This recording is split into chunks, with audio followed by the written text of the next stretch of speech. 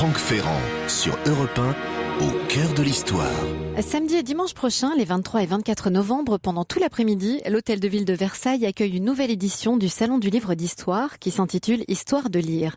Franck Ferrand recevra tout à l'heure l'un de ses organisateurs, Étienne de Montetti. Oui, Étienne de Montetti, bonjour. Bonjour, Franck. Nous ne nous disons pas bonjour aujourd'hui. Bonjour. Étienne de Montetti est, vous le savez, le patron du Figaro littéraire. Nous tâcherons avec lui de dire un mot du 100e anniversaire de la recherche du temps perdu de Marcel Proust également. Pour le moment, nous remontons donc un siècle de plus en arrière, au temps de la restauration des Bourbons. La restauration, les idées et les hommes, c'est le titre d'un livre de Benoît Hivert qui paraît aux éditions du CNRS. Et oui, une occasion pour nous de parler des deux souverains de cette curieuse époque, Louis XVIII et Charles X. Tous deux étaient les frères de Louis XVI, mais aussi nous allons parler de la charte, du milliard des émigrés, de l'assassinat du duc de Berry, de la conquête de l'Algérie. Autant de sujets qui ont des résonances aujourd'hui, mais que l'on ne connaît pas toujours très bien. Alors, le moment est venu de rafraîchir nos connaissances.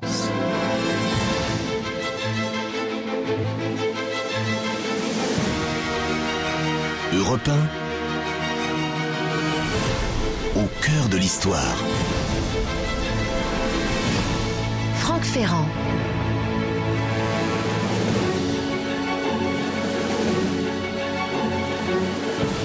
Lorsque vous visitez le magnifique château de Breteuil, au sud de Paris, on vous montre un gros fauteuil gondole dont le tablier inférieur peine à dissimuler des roues petites mais fortes. C'était une des chaises roulantes du roi Louis XVIII, tellement obèse qu'il en était devenu impotent. On l'appelait le roi podagre, ce qui, au sens littéral, signifie que la goutte l'empêchait de marcher.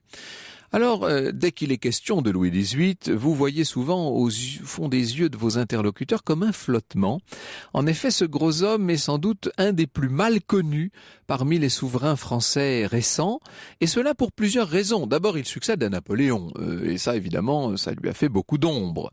D'autre part, on peut dire que toute une partie de sa vie, très importante, s'est déroulée en exil. Il n'est monté sur le trône de son frère Louis XVI qu'au lendemain de la Révolution et de l'Empire, et dans des circonstances complexes, vous allez le voir. Il y est même monté 2 fois finalement, en 1814 et en 1815. Ce sera bientôt le bicentenaire de ces événements. Et puis, disons-le, son règne, qui va durer 10 ans, hormis l'assassinat de son neveu, le duc de Berry, n'a pas été marqué par de très grands événements. Donc, on a tendance à peut-être un peu moins en parler. Enfin, et peut-être surtout, ce roi qui marchait si difficilement, il faut dire qu'il ne règne ce monsieur qu'à la soixantaine, bien sonné. Il est assez peu visible en quelque sorte. Il s'est peu montré en public. Il n'a pas voyagé ou très peu voyagé en tant que roi. Donc même de son vivant, le public ne le connaissait pas tellement. Or, il me semble que la postérité est assez injuste à son égard. L'intelligence et même la sagesse de Louis XVIII ont permis à la France de penser tranquillement ses blessures et de se préparer à un 19e siècle assez extraordinaire, assez glorieux tout de même. C'est vrai que celui qu'on a longtemps appelé le comte de Provence n'attire pas très spontanément la sympathie. Dans sa jeunesse, c'est un jeune prince ambitieux, très ambitieux même, plutôt crispé, jaloux de son grand frère, le roi Louis XVI, affublé d'une femme qui, au demeurant, préférait les dames. D'ailleurs, lui-même est sans doute impuissant et on lui connaîtra autant de favoris que de favorites. Plus tard, sous la Révolution, après avoir suivi le roi et la reine à Paris, vous savez, au moment des journées d'octobre 1789, le voilà qui suit la famille royale à Paris, il va résider au Petit Luxembourg, il parvient à s'enfuir le 20 juin 1791, c'est-à-dire la même nuit que le roi et la reine, sauf que lui ne sera pas rattrapé à Varennes. Lui, il va vraiment partir pour l'exil, et c'est le début de cette très longue errance à travers bien des royaumes d'Europe, interminable exil ponctué par la nouvelle de la mort de son frère, Louis XVI, en 1793, et puis par celle de son neveu, Louis XVII, en 1795. Il devient alors le prétendant au trône de France, et disons-le pour tous les royalistes de l'époque, il est déjà Louis XVIII.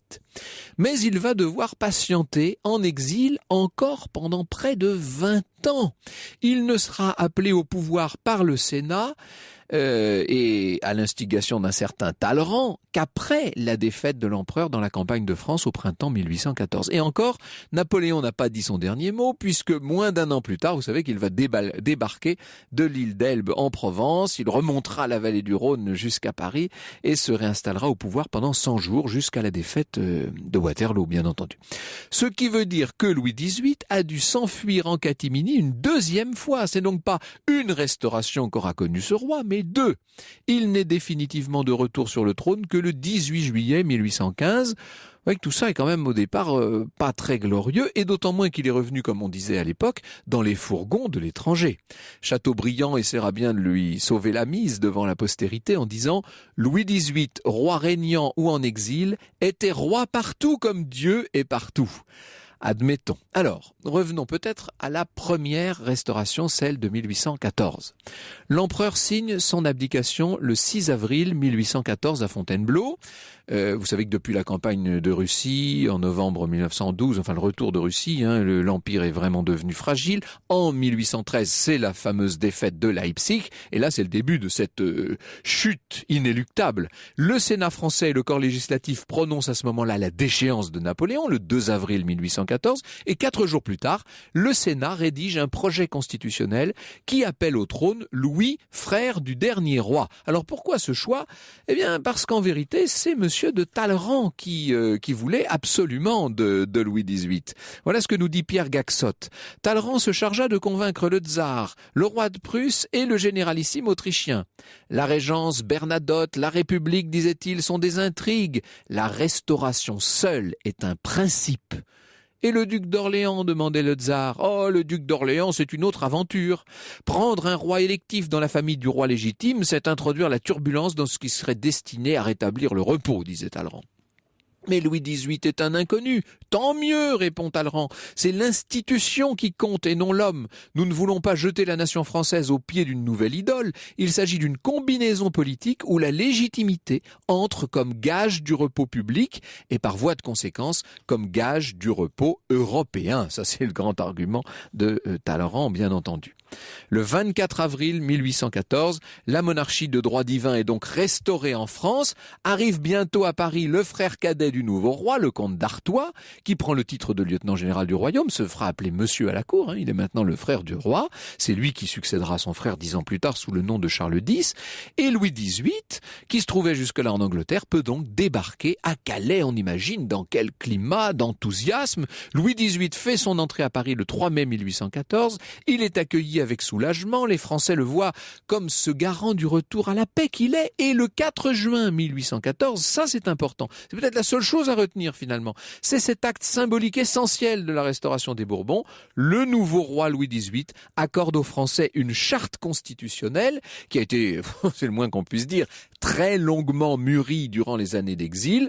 D'un côté, ce texte réaffirme l'enracinement de la monarchie dans l'ancien régime et proclame l'entière autorité du roi, mais d'un autre côté, il intègre tout un tas d'acquis de la Révolution et de l'Empire afin d'inscrire le nouveau régime dans le mouvement de l'histoire pour éviter, si vous voulez, une sorte de grand retour en arrière. Alors nous allons revenir en compagnie de Benoît Hivert sur cette première restauration et sur le climat d'enthousiasme qui l'a accompagné. Le problème, vous l'avez compris, c'est que 9 mois plus tard, patatras, le 26 février 1815, dans le plus grand secret, Napoléon quitte l'île d'Elbe. Ça, on peut dire que ça n'était pas tout à fait prévu au programme.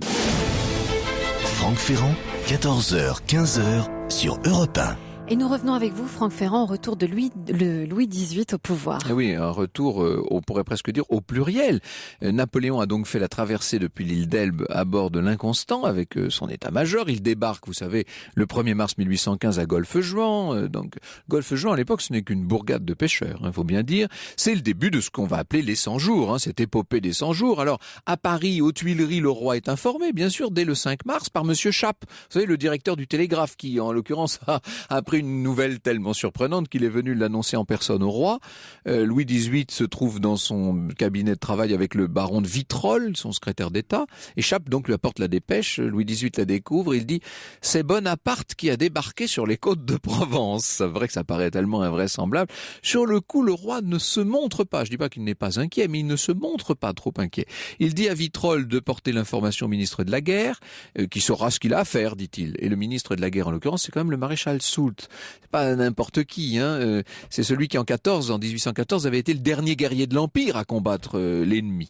Autant dire qu'il ne va pas faire grand-chose pour retarder la marche d'un homme à qui les populations ne s'opposent pas, mais qu'elles ne suivent pas non plus, nous dit un témoin de l'époque. Le baron de Vitrolles est le seul à véritablement comprendre.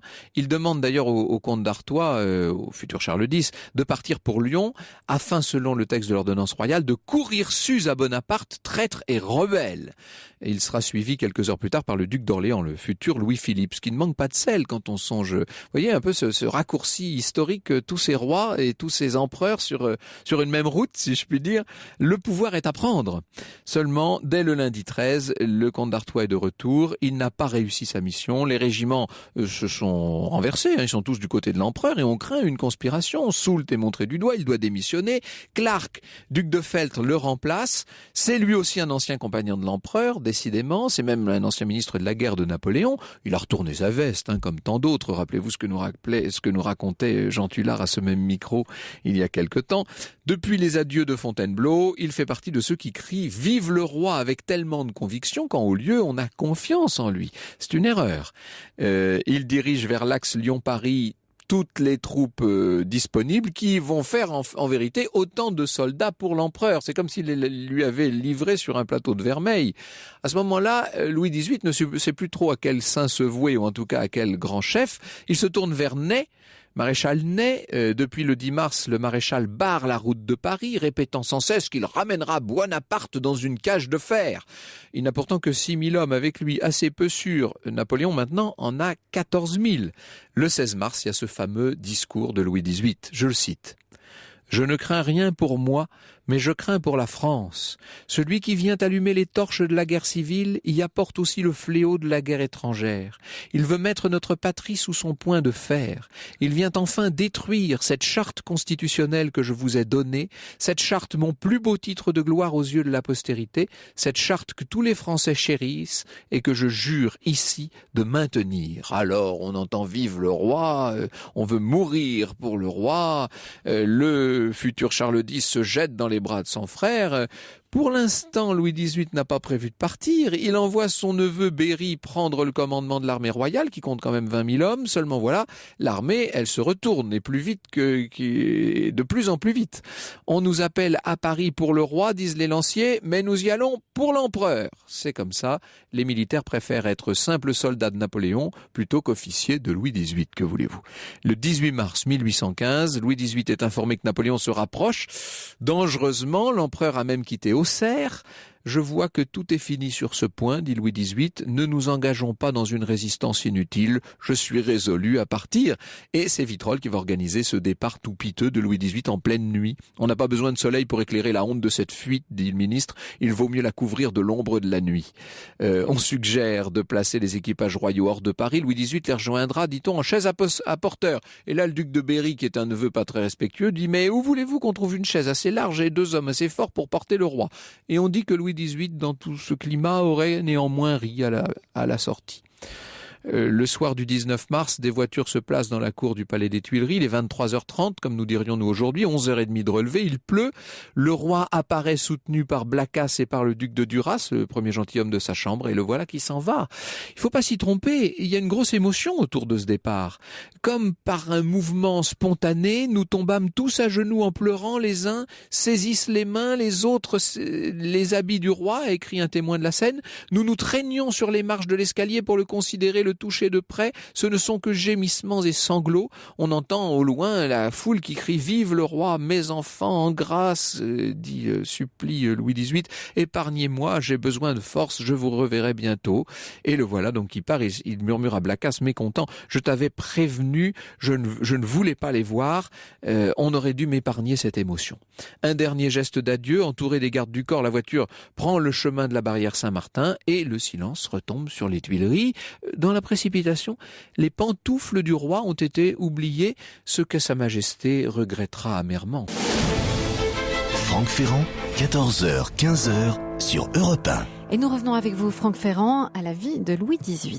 Alors c'est intéressant parce que nos auditeurs réagissent pendant même le récit, ça promet. Alors n'hésitez pas, si vous avez des questions à poser ou des remarques à faire sur cette période un peu oubliée aujourd'hui de la Restauration, vous êtes les bienvenus. Quand je dis un peu oubliée, on est en train de la redécouvrir, ce qu'on va voir dans un instant, évidemment avec Benoît Hiver. Le lendemain de ce 20 mars 1815, les Parisiens découvrent les Tuileries sans le drapeau blanc, le roi n'est plus là. Faut imaginer grand silence aux alentours, jusqu'à l'arrivée du général Exelmans qui accourt de Fontainebleau et qui annonce l'arrivée de l'empereur. C'est comme dans un film de Sacha Guitry, c'est invraisemblable. L'empereur sera là dans la soirée, alors on s'affaire, bien entendu, dans la cour du Carrousel. Les Parisiens qui hier criaient « Vive le roi !» crient maintenant « Vive l'empereur !» On organise même des rondes, etc. et des farandoles dans le jardin. La Valette prévient Napoléon qu'il peut entrer, qu'il peut arriver, et l'empereur est acclamé. Et ça va être comme ça quasiment tous les jours pendant 100 jours. Alors pendant ce temps, le roi Louis XVIII, est en route pour Gand, aux Pays-Bas. Une voiture le suit, conduite par Artois, il y a là-dedans Berry, Marmont, toujours sous une pluie battante. C'est un départ qui s'est fait sous de mauvais auspices. Aucun courrier, aucune estafette n'apporte de nouvelles, donc on ne sait pas ce qui se passe à Paris. Le 21 mars, Louis XVIII accueille le maréchal Macdonald, qui est étonné de trouver Louis XVIII installé comme en villégiature et qui l'interroge « Mais que fait votre majesté à Abbeville ? J'y attends mon frère et ma maison qui doivent arriver ce matin, dit le roi. Mais le roi ne sait-il donc pas que sa maison sera au plus tôt demain à Beauvais ? Il lui faudra encore 2 jours pour arriver, vraisemblablement aussi décousue qu'elle était hier quand je l'ai rencontrée. Macdonald tente de faire comprendre à Louis XVIII que Napoléon est maintenant aux Tuileries depuis la veille et que le roi pourrait être enlevé d'un instant à l'autre. La voiture de Louis XVIII va donc se remettre en route après le dîner. Le 22 mars, à la barrière de Lille, Macdonald, qui précède la berline royale, trouve le pont-levis fermé. Il essaie de parlementer en vain. Le roi va passer la nuit à Lille avant de repartir, non pour la place forte de Dunkerque, comme il avait d'abord pensé, mais pour Ostende. Il a bel et bien fait le choix de l'émigration. Vous me direz, ça n'est pas la première fois. Alors, à Gand, Louis XVIII s'est installé chez le comte d'Anne de Stenhuiset, qui va essayer de le recevoir comme il peut. Lui-même essaie de rester le roi, si vous voulez, à ses dîners, à ses soupers. Il convie les dames de la ville. À sa table, vous avez donc le duc de Berry, Jean de Brie, comme l'appelle son oncle. Le peuple est curieux, dès que le roi sort, il y a toute une foule qui est là pour le voir sortir de chez lui. Son cabinet est formé par Blacas à la maison du roi, Jaucourt aux affaires étrangères, Feltre à la guerre, Beugnot à la marine et Lally à l'instruction publique. Il y a même Chateaubriand à l'intérieur et le roi préside le conseil, une sorte de conseil des ministres d'exil, si vous voulez. On prend ordonnance sur ordonnance contre l'usurpateur, bien entendu. Quelque chose quand même d'un peu dérisoire dans tout ça. Le 18 juin 1815, ça n'en est pas moins la défaite de Napoléon à Waterloo et on annonce pour bientôt le retour du roi. Pour autant, Louis XVIII n'ose pas encore quitter Gand. Il va attendre 3 jours d'avoir des renseignements dignes de foi pour prendre enfin la route de Paris. Napoléon, vous le savez, est contraint d'abdiquer le 22 juin. Il prendra le chemin de l'île d'Aix et puis bientôt sera exilé par les Britanniques à Sainte-Hélène. Et le 24 juin, Louis XVIII se décide à rentrer.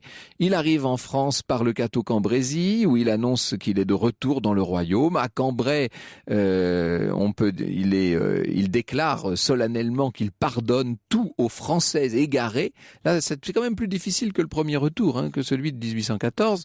Le roi quitte Cambrai le 29 juin, il va retrouver MacDonald. Il est de retour aux Tuileries le 8 juillet 1815 seulement. Alors, les commerçants qui avaient peint des fleurs de lys sur les abeilles ont été obligés de repeindre maintenant sur des abeilles. Ensuite, on peint des abeilles sur les fleurs de lys. Et là, ils sont en train, pour la troisième fois, d'être obligés de repeindre des lys. Enfin, on y perd un peu son latin, vous savez. Le roi est de retour, il va avoir cette fameuse déclaration: je me suis éloigné de ma bonne ville de Paris, qu'avec la douleur la plus vive, j'y reviens avec attendrissement. J'avais prévu les maux dont elle était menacée, je désire les prévenir et les réparer. C'est le retour d'un père parmi ses enfants. Le régime va s'amollir, va s'adoucir, disons. On va essayer d'adopter une politique modérée avec des ministres modérés. Pas pour très longtemps, vous allez le voir, puisque ce régime, assez vite, n'aura de cesse que de se durcir.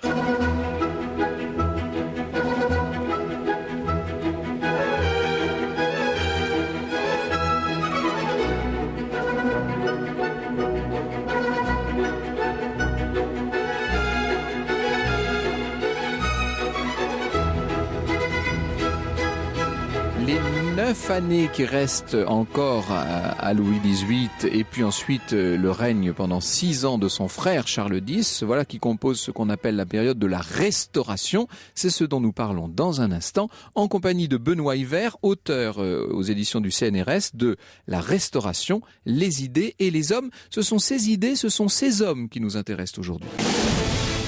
Franck Ferrand, 14h, 15h sur Europe 1. Et on vous retrouve, Franck Ferrand, au cœur de l'histoire. Vous nous parlez cet après-midi de la période de la Restauration avec votre invité Benoît Yver, historien et éditeur, auteur de La Restauration, les idées et les hommes aux éditions du CNRS. Bonjour Benoît Yver. Bonjour Franck Ferrand. Alors c'est un livre passionnant et je ne veux pas me transformer en voyant à ce micro, mais je pense qu'on va parler de plus en plus de la Restauration parce que comme vous le démontrez magnifiquement, c'est une période extrêmement riche avec de grands esprits qui se livrent à un combat d'idées magnifique puisqu'on est dans une sorte de laboratoire de ce que va devenir notre France contemporaine. Donc c'est très passionnant. Alors commençons évidemment par les souverains.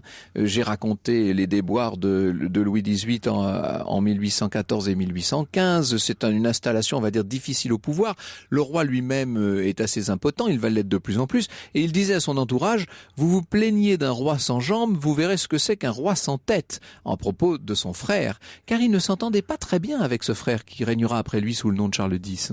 Eh bien, comme vous le signaliez, on a affaire aux 3 derniers rois de France qui sont tous frères, et ce sont des inimitiés qui remontent à la fin de l'Ancien Régime. C'est ça, On avait un Louis XVIII qui était déjà sur une ligne un petit peu modérée, un Charles X qui dira qu'il était le seul homme à ne pas avoir changé d'avis avec Monsieur de Lafayette, mais les 2 frères étaient tout à fait d'accord pour accabler leur aîné Louis XVI, dont ils ont tenté de se démarquer car ils le trouvaient faible et assez pusillanime. Alors, Charles X a quitté Versailles très tôt, lui, dès le 15 juillet 1789, le lendemain de la prise de la Bastille. Son frère, donc lui, c'était le comte d'Artois, son frère, le comte de Provence, est resté aux côtés de la famille royale jusqu'en juin 91, au moment où, si j'ose dire, ça n'est plus possible, et au moment où le roi lui-même songe à fuir. Tout en jouant un rôle un petit peu trouble dans les années 89-91, en essayant d'esquisser des rapprochements avec les révolutionnaires et en étant mêlé à une étrange affaire qui s'appelle l'affaire Favras, qui l'a obligé à témoigner de toute sa ferveur révolutionnaire. Donc c'est un politique très fin. C'est aussi très intelligent, très fin, très avec un humour ravageur. Oui. C'est assez moderne d'ailleurs en fait. Il a quelque chose des chefs d'État qui régneront notamment, qui exerceront plus tard dans les pays anglo-saxons, je trouve. Il y a quelque chose d'anglo-saxon, peut-être lié à son long exil aussi en Angleterre d'ailleurs. Sans aucun doute, c'est un croisement de ce que Versailles donne du grand esprit français avec le pragmatisme anglo-saxon. C'est ça. Qu'il a affronté en exil, et c'est un homme, et ça c'est un signe d'intelligence, qui a essayé de faire cohabiter la tradition et la modernité. Alors, nous allons résumer la Restauration à grands traits, puis après, si vous voulez, on en viendra justement aux hommes et aux idées, puisque c'est le thème même de votre ouvrage, et c'est ce qu'il y a de plus passionnant dans cette affaire. D'ailleurs, je viens de recevoir un message de Clément qui nous dit « On découvre de plus en plus, moi j'ai envie de dire on redécouvre, cette période de la Restauration, je suis en première année d'histoire, nous en parlons énormément, dit-il, et je pense qu'effectivement, on va en parler de plus en plus. Alors, cette Restauration, elle Elle est donc née de la chute de Napoléon, elle est de la volonté expresse de Talleyrand qui va forcer un peu la main aux Alliés pour faire remonter le frère de Louis XVI sur le trône. On a donc, on va en retirer cette première période de 1814 qui se clôt par les 100 jours, le retour de Napoléon, et puis en juin 1815, c'est la chute définitive de Napoléon. Juillet, le roi remonte sur le trône, il est de nouveau restauré, et cette fois il va y rester. Alors, il va rester sur le trône. Il va se montrer assez modéré, et là il applique jusqu'au bout ce qui est le fond de sa pensée, peut-on dire, pendant plusieurs années.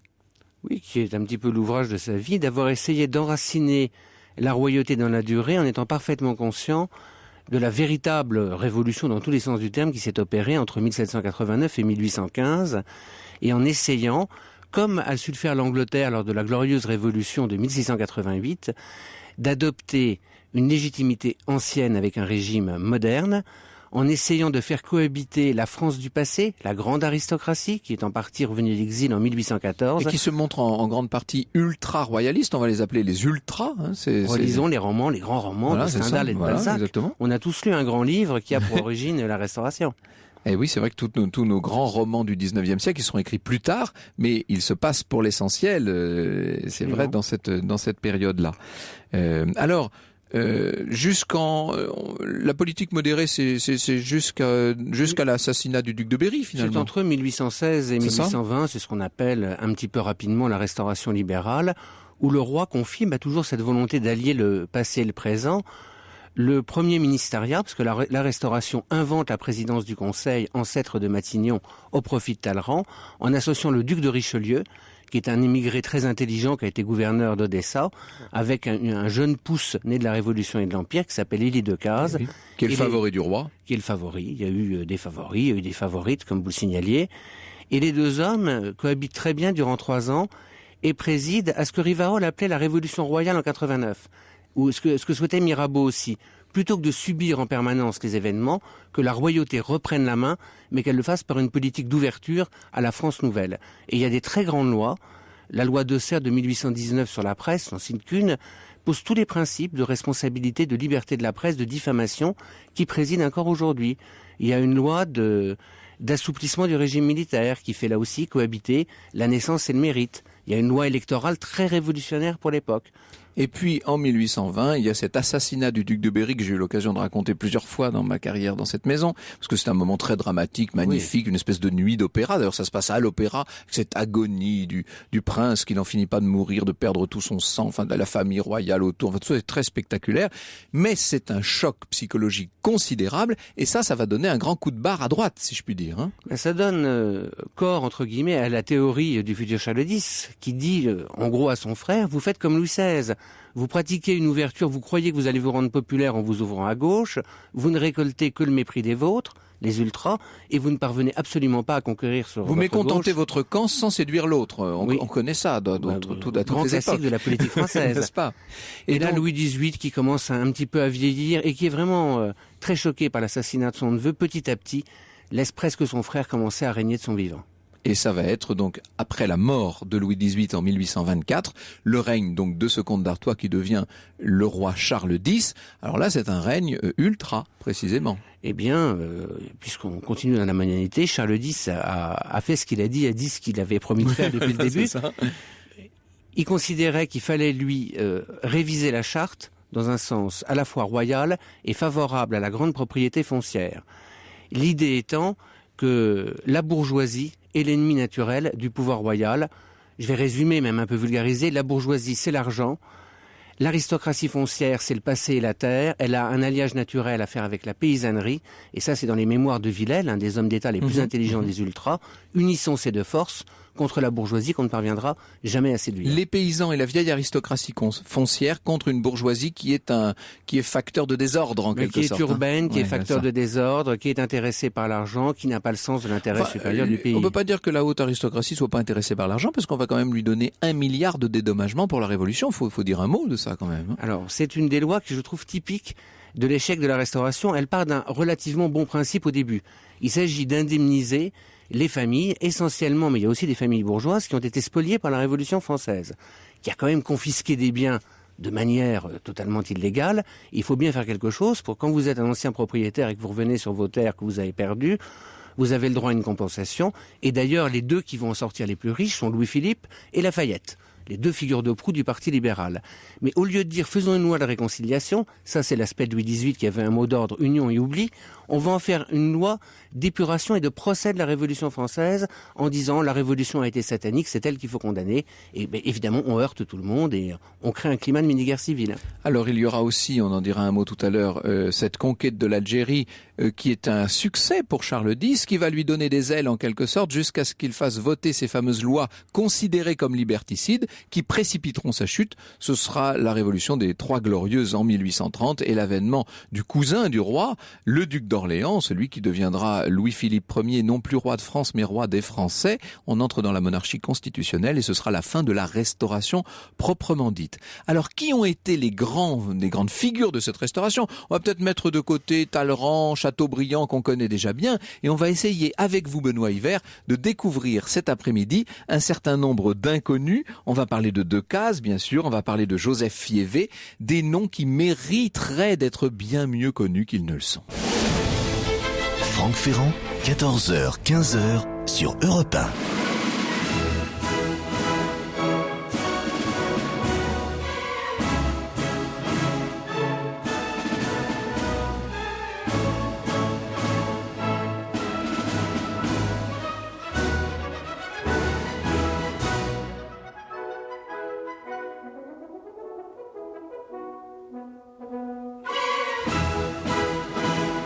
Rossini sur Europe 1, un extrait de La Pivoleuse dirigée par Carlo Maria Giolini.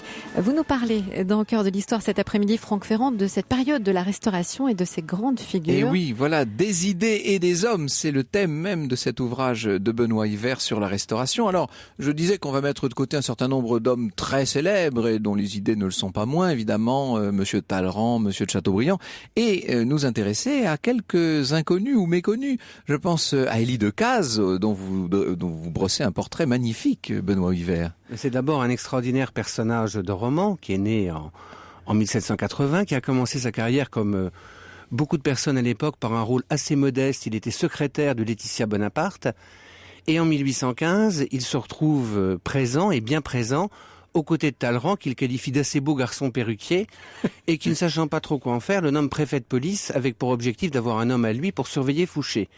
Mais voilà, l'homme est extrêmement intelligent, comprend assez rapidement que Fouché n'est pas du tout un choix, mais est subi par la Restauration, et arrive à le précipiter à la porte. Et comme ministre de la police, non pas à pratiquer une politique d'épuration, mais une politique d'ouverture libérale, qui résume dans un concept, royaliser la nation, nationaliser la royauté. Ah ça, voilà un programme, hein. C'est assez révolutionnaire, si j'ose cette expression, pour parler d'un royaliste bon teint. Très jeune du reste, hein. Il a 35 ans à l'époque. Il a 35 ans et... c'est un vrai personnage balsacien. Il y a une correspondance qui a été publiée par un grand historien du passé qui s'appelle Ernest Daudet, entre Louis XVIII et le duc de Decazes, qui est totalement sidérante, tellement Louis XVIII va s'enticher de son favori, et à la fin, quand il sera obligé de se sacrifier, je cite de mémoire, il lui dira « Viens, dans les bras de ton gros Louis », te reposer près de lui. Donc on est dans une forme d'amitié amoureuse. Oui, c'est ça. Le roi a une sorte d'amour de tête pour ce jeune ministre extraordinaire qui en même temps manque d'étoffe d'une certaine manière. Mais qui manque de relais. Oui, voilà. Parce que il a la faveur du roi, ce qui est un grand avantage, mais aussi un immense inconvénient. D'abord, il est détesté de toute la cour, comme tout favori. Et ensuite, il essaie tellement de pratiquer une politique d'équilibre entre la droite et la gauche, qu'il perd. Alors, il devient la bête noire des ultras. Quand il chutera, Chateaubriand dira que ses pieds ont glissé dans le sang du duc de Berry. Et il n'arrive pas véritablement à rallier les libéraux, parce qu'une partie des libéraux reste hostile à la dynastie, et Decazes à la fois des nouveaux convertis à la monarchie. Alors il y a un personnage que j'ai sinon découvert, mais en tout cas vraiment redécouvert grâce à vous, c'est Auguste de Staël, oui. Tout à fait passionnant, et dont on ne parle jamais, disons-le. Alors, lui a tous les inconvénients de la période, qui est souvent éclipsé par Napoléon, et lui en plus est éclipsé par sa mère, Madame de Staël, oui, évidemment. La très célèbre Germaine. Mais ça a été un des penseurs d'un petit groupe, alors très oublié et injustement, qu'on a appelé les doctrinaires, avec également François Guizot, Pierre-Paul Royer-Collard, qui sont des royalistes modernes qui essaient de créer une monarchie constitutionnelle française à l'anglaise, mais avec tout de même un pouvoir royal un peu plus renforcé, parce que leur maître à penser, qui était le père de Germaine de Staël, qui était Necker, avait très tôt théorisé que la France n'était pas l'Angleterre et qu'il fallait un pouvoir royal plus fort. Il fallait pas un roi normal, mais un roi assez puissant. Et ce petit groupe, Auguste de Staël, c'est quelqu'un qui a une réflexion très neuve sur le rajeunissement des députés, sur les institutions. Ce qui est passionnant, c'est que tous ces hommes ont, sur le fond, acquis, bien entendu, un certain nombre de modes de pensée post-révolutionnaires, mais qu'ils ont, sur la forme, bénéficié du grand enseignement d'avant la Révolution. Et donc, ce sont tous de très grands auteurs, il faut le dire. Hein. Leur prose est magnifique à lire. Elle est lumineuse. On parle toujours de Tocqueville. Il n'est pas le seul, loin de là. Hein. La Restauration est l'âge d'or, ce qu'on peut qualifier de politique littéraire, c'est-à-dire ce moment où l'écriture et l'expression publique ne forment qu'un. D'ailleurs, Chateaubriand en est l'emblème le plus célèbre. Bien sûr. Il n'y a pas de séparation aussi forte entre le domaine de la pensée et celui de la responsabilité. Un autre personnage fascinant, Joseph Fiévé, que vous faites redécouvrir aux lecteurs. Hein. Que j'aime énormément, qui était d'ailleurs pour l'anecdote et pour la petite histoire très prisé par l'ancien conseiller en communication de François Mitterrand et Jacques Chirac, qui était Jacques Pilan, qui en avait fait un de ses auteurs de chevet. Joseph Fiévé, c'est une des intelligences politiques les plus lumineuses de l'époque, qui allie une réflexion politique mûrie, une grande ouverture et liberté de mœurs. C'est quelqu'un qui recevait comme préfet de Napoléon en compagnie de son compagnon Théodore Leclerc, ce qui pour l'époque était particulièrement osé. Et il faudrait rééditer et relire tout Fiévé. C'est l'inventeur aussi en grande partie de la communication politique qu'il a développé dans des notes à Napoléon, puis à Louis XVIII. Une sorte de Machiavel beaucoup plus moderne, beaucoup plus libre en vérité. Hein. Beaucoup plus libre que Machiavel et avec une tradition pamphlétaire qui est le cachet de l'esprit français, donc on rit beaucoup en le lisant. Qu'est-ce que nous avons hérité, nous, aujourd'hui, de cette période de la Restauration, Benoît Yver ? Écoutez, beaucoup plus de choses qu'on ne croit. Le principe d'avoir une constitution qui régit la vie publique des Français. On mentionnait tout à l'heure l'existence du Premier ministre, le président du Conseil en faveur de Talleyrand en 1815.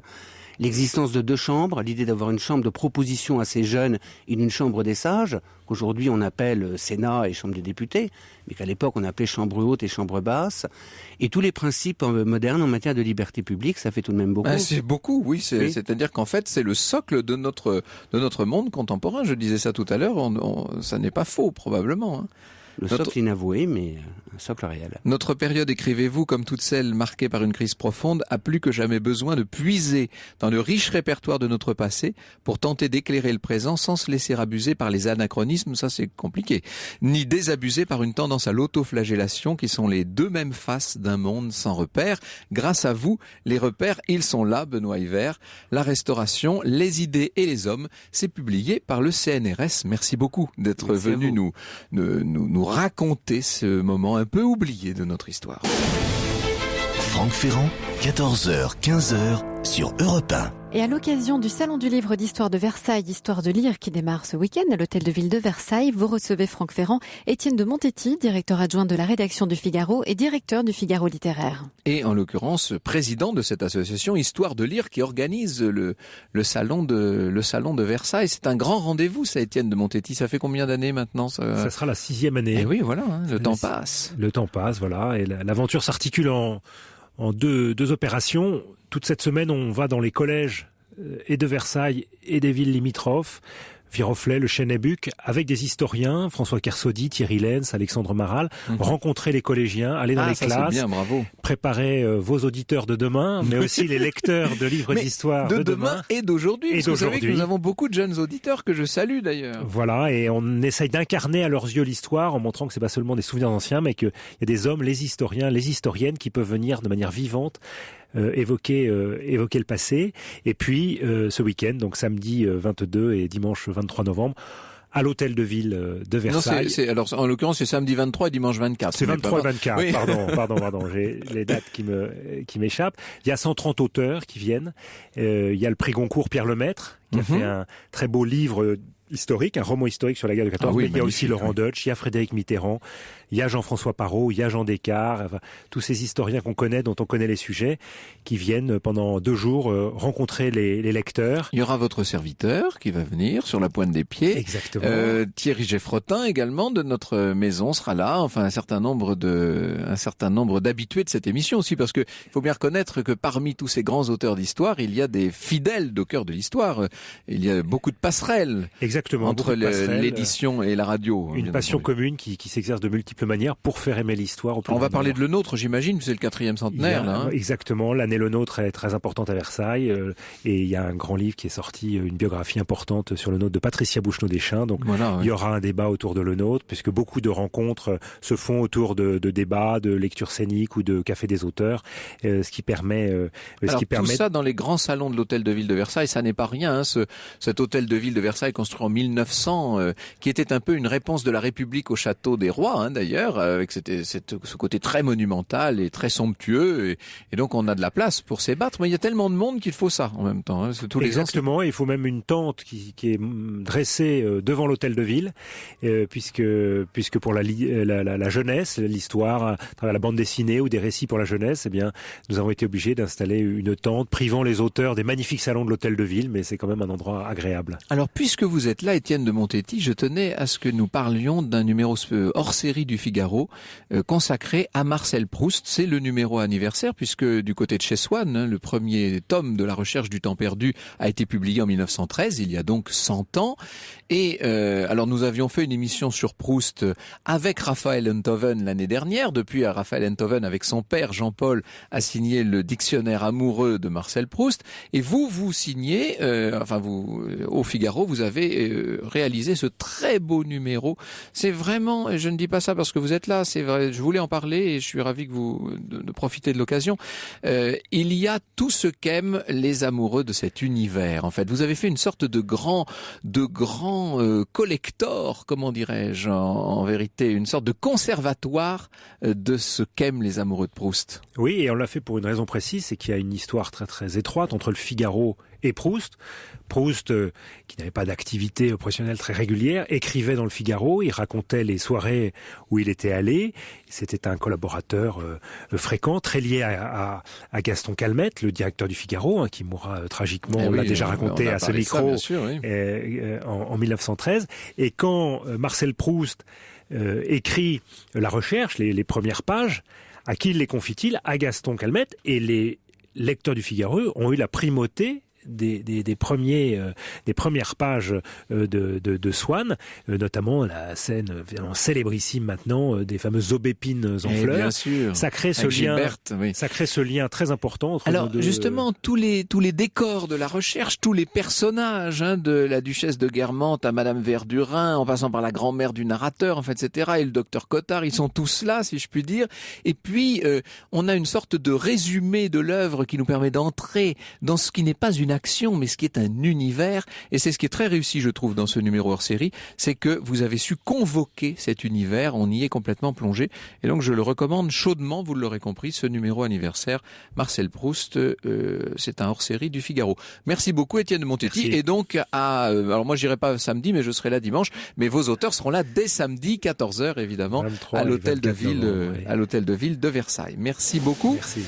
Merci à Nicolas qui pilote cette émission, à Marion, à Mathilde qui vient de nous rejoindre, car maintenant, il y a une Mathilde dans l'équipe, et puis à Lorena que connaissent nos auditeurs et qui aujourd'hui fête son anniversaire. Alors un très bon anniversaire à Lorena. Bonjour Elena Morna. Bonjour Franck, bonjour à tous. Je me joins à vous pour souhaiter un très bon anniversaire à Lorena. Et puis, je garde le micro pour vous dire qu'aujourd'hui, avec les experts européens, nous allons parler du handicap, de l'emploi et du handicap. Figurez-vous que ça n'est pas incompatible, bien au contraire. Et on va tout faire en sorte pour favoriser l'emploi des personnes handicapées. Vous pouvez bien sûr nous contacter au 3921 ou sur europe1.fr, Franck. Alors vous savez, Elena, que demain, nous allons vivre une journée un peu spéciale sur Europe 1, puisque avec plusieurs... vous, j'en vis tous les jours. Vous êtes adorable.